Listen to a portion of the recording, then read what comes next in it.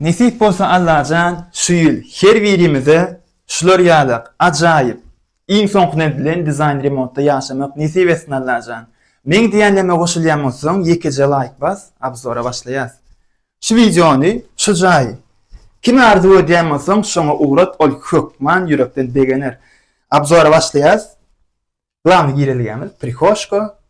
Berde kuş galýançy ýer. Suň ýerçi goýan demde sebäpim öz bolşy näkel owdanjy. Bu jaýda her bir zat öz owdandygyny berýär. Berde eşik atylýan kuş goýulýan ýerimiz zerkan aýna. Tok sistema pon çançylan teredin, sinedin jaýyň gözüni.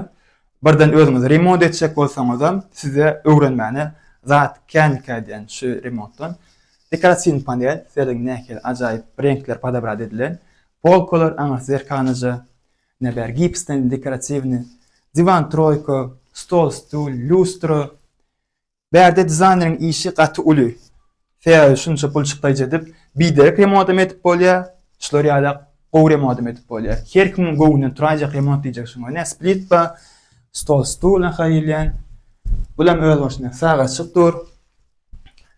Bu ýerde dizayn gözü bilen her bir kvadrat metr ünsüz galmadyk, her bir kvadrat metr çotko tygyşykly ulandan ne berdi? Посудомойка, gaz plita, iň soňky tehnikalar, paket. Bäzi çöp polak gidýär. Sevdiň dostlar, sinedim. Allah'can şular ýaşaýlar görýän bolýar, men özüm höwes edýän alasyň gelýän şular ýaşaýdan. Nesip bolsa arzuňyza ýeter.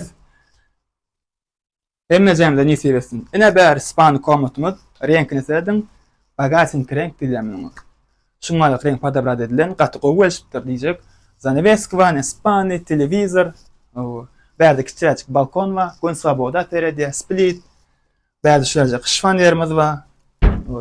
Silsin kiçiräçik öz boşluk owadan. Ine olsa sanuzyny görýär.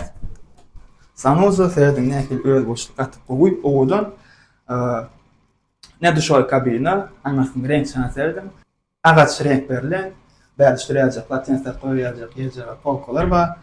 Strany maşina, umwannik, şular ýaly dostlar.